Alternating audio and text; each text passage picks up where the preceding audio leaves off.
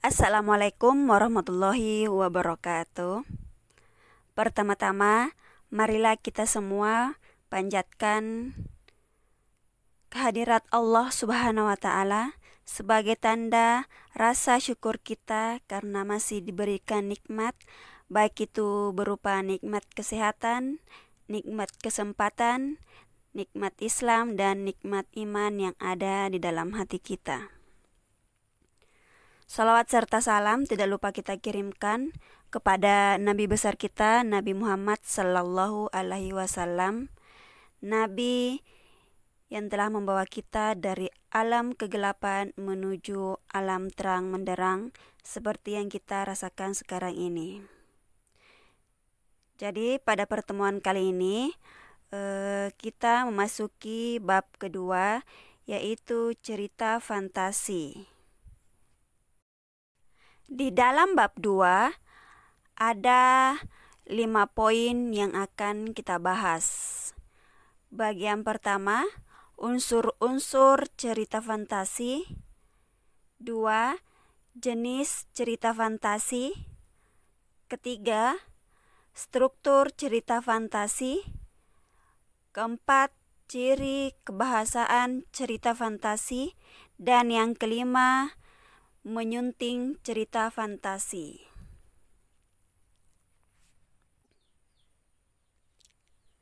Cerita fantasi adalah cerita fiksi bergenre fantasi. Dalam hal ini, dunia imajinatif yang diciptakan penulis. Pada cerita fantasi, hal yang tidak mungkin dijadikan biasa. Di Indonesia, kita memiliki penulis hebat yang menulis berbagai cerita fantasi. Di antara penulis hebat cerita fantasi itu adalah Ugi Agustono dan Joko Lelono. Ugi Agustono menulis cerita fantasi berdasarkan pengamatan terhadap Komodo dan suasana di Pulau Komodo. Joko Lelono juga menulis cerita fantasi dengan nuansa lokal. Kamu juga dapat belajar menulis fantasi dengan belajar secara tekun dan tidak takut berkreasi. Kamu dapat seperti mereka. Poin pertama pada bab kedua, bagian A, unsur-unsur cerita fantasi. Fantasi merupakan teks yang menceritakan suatu rangkaian kejadian sesuai dengan urutan waktu. Cerita berkembang dari tahap pengenalan. Dalam hal ini, apa, siapa, dan di mana kejadian terjadi. Kemudian timbulnya pertentangan dan penyelesaian atau akhir cerita. Cerita fantasi adalah jenis dari teks narasi yang dapat mengembangkan kreativitas. Fantasi dibagi menjadi 2, yaitu fantasi aktif dan fantasi pasif. Fantasi pasif adalah fantasi yang tidak dikendalikan sehingga seolah-olah orang yang pasif sebagai wadah tanggapan-tanggapan.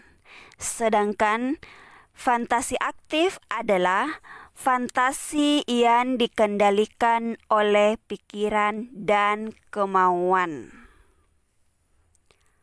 Poin pertama pada unsur-unsur cerita fantasi yaitu unsur intrinsik cerita fantasi.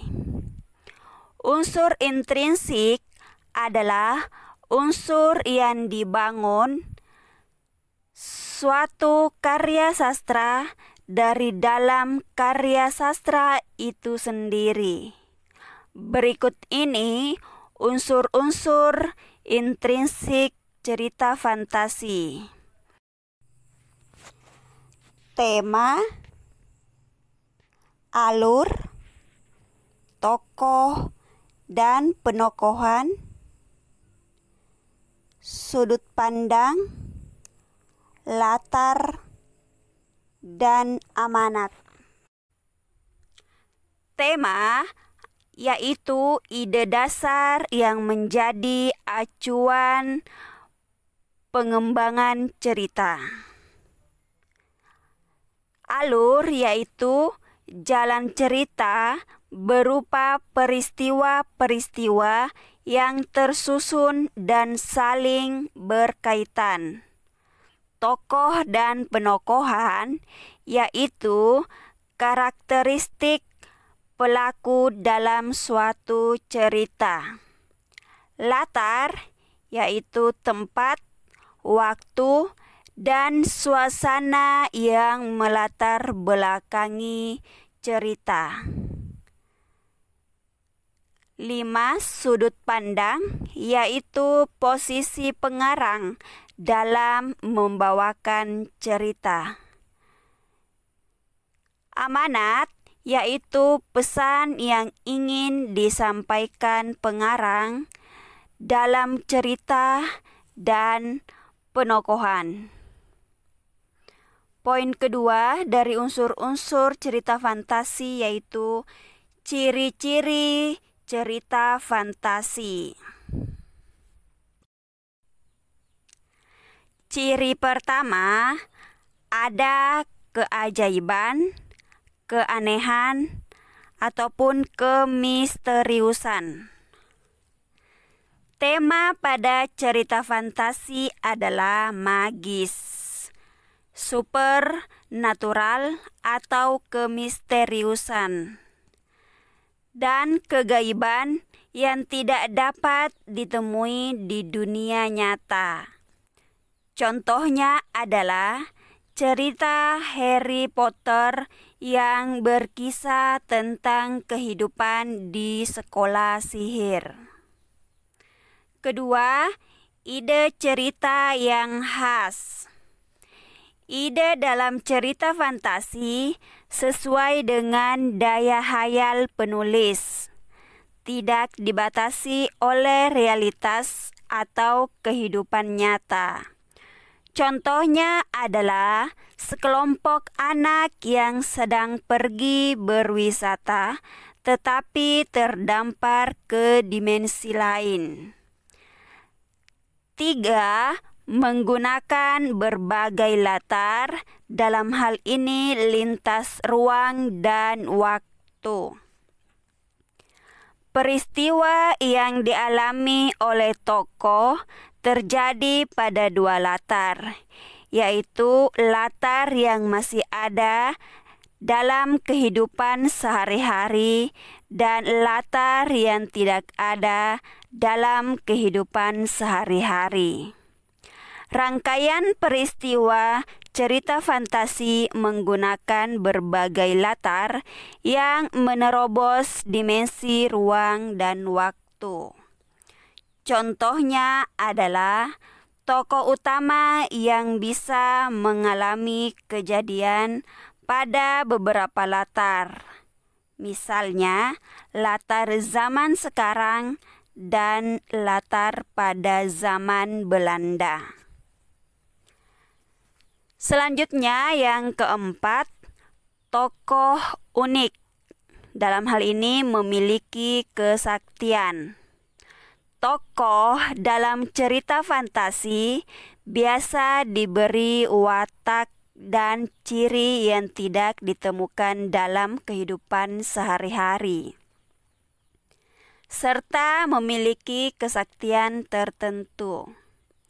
Selain itu, tokoh juga memiliki peristiwa misterius dan kejadian dalam berbagai latar waktu. Tokoh dapat berada pada latar waktu dan tempat yang berbeda zaman, baik waktu lampau maupun waktu yang akan datang atau futuristik.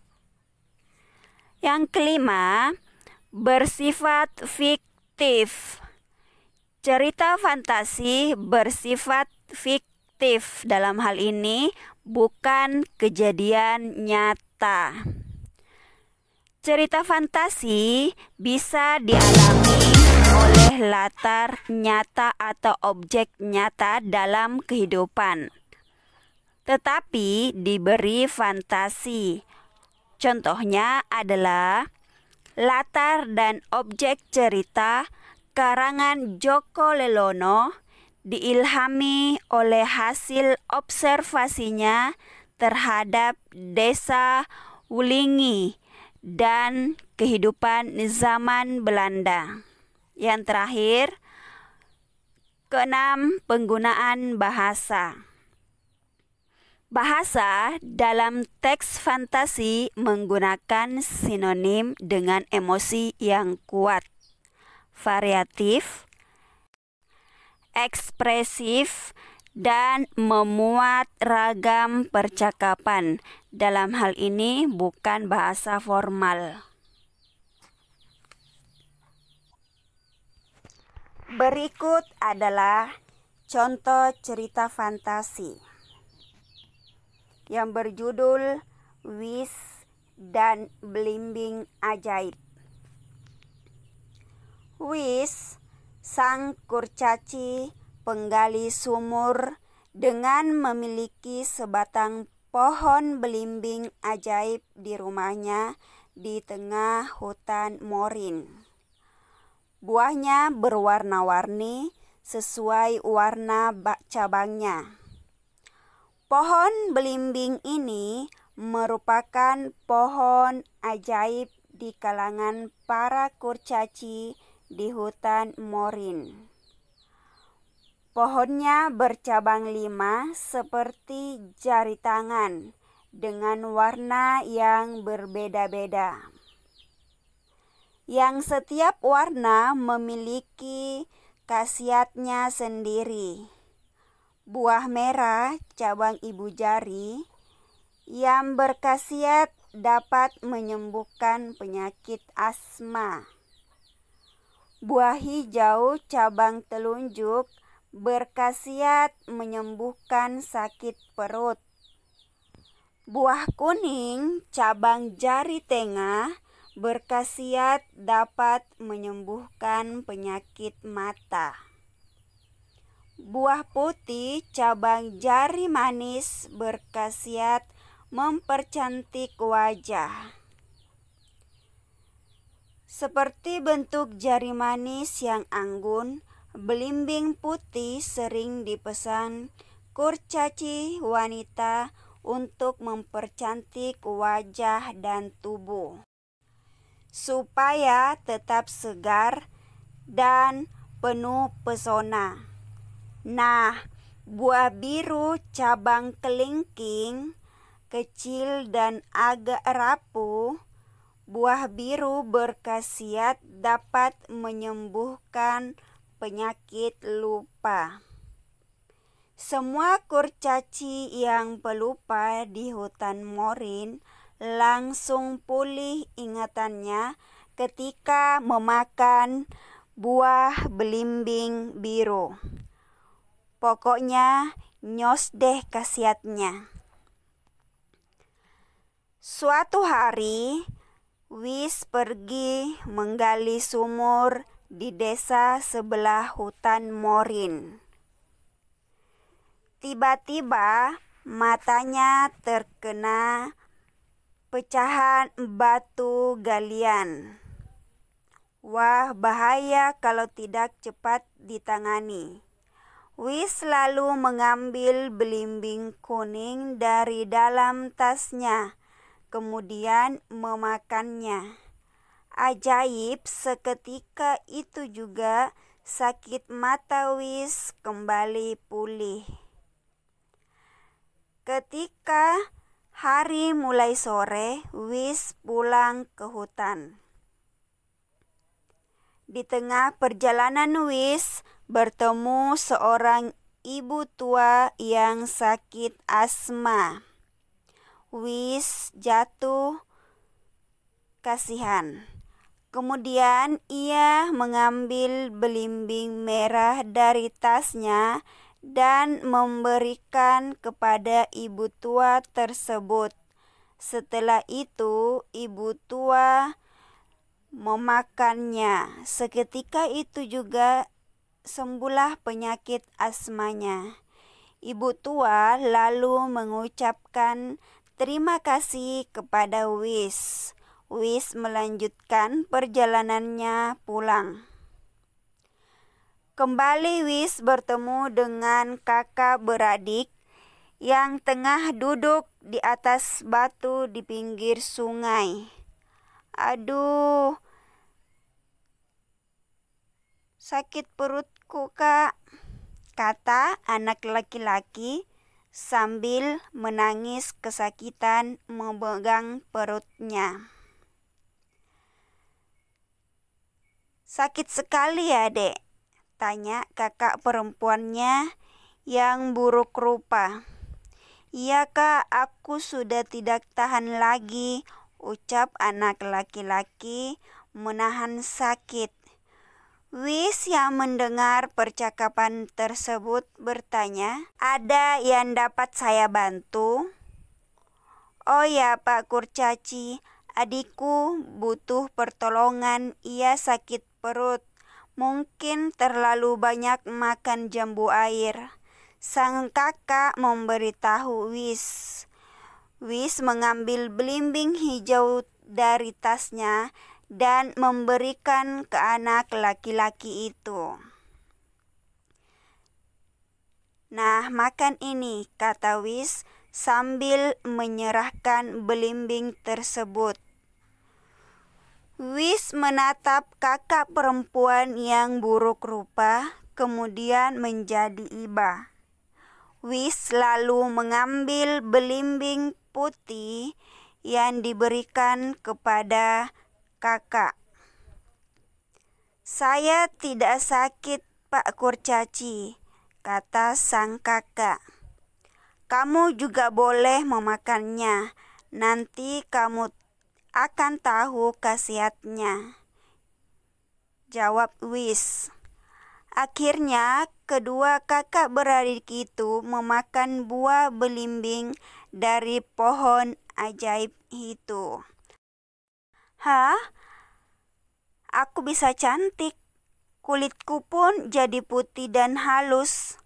Sorak sang kakak perempuan buruk rupa takjub dengan perubahan yang baru saja terjadi. Aku juga sudah sembuh, Kak. Perutku sudah enggak mules lagi, kata si anak lelaki. Wah, terima kasih ya, Pak Kurcaci. Kami sangat beruntung bertemu kamu hari ini. Terima kasih, terima kasih, terima kasih. Keduanya menyampaikan rasa terima kasihnya berulang-ulang. Wis hanya tersenyum mendengar ucapan terima kasih itu. Mendekati rumahnya di hutan, Wis bertemu dengan seorang kakek. Kelihatannya sang kakek sedang kebingungan.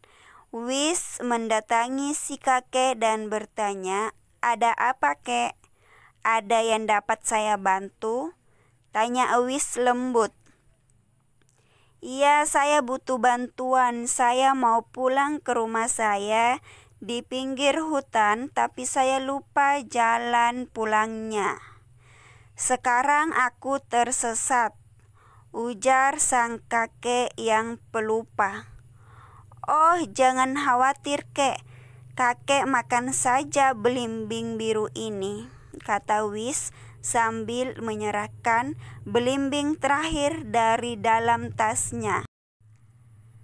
Beberapa saat kemudian tampaklah reaksinya. Kakek mulai sadar dan telah tahu arah ke rumahnya. Terima kasih, sekarang saya jadi tahu jalan pulang ke rumah, kata sang kakek. Oke, hati-hati, Kek, jawab Wis sopan. Nah, lengkaplah sudah tugas Wis hari ini. dengan menyembuhkan 5 penyakit dengan buah belimbing ajaib. Setiap hari wisil, kurcaci, dan belimbing ajaibnya akan terus menyembuhkan siapa saja yang membutuhkan pertolongannya. Sekian untuk pertemuan kali ini. Semoga bermanfaat. Jangan lupa like dan bisa komen. Dan jangan lupa yang belum subscribe silakan subscribe. Semoga bermanfaat. Assalamualaikum warahmatullahi wabarakatuh.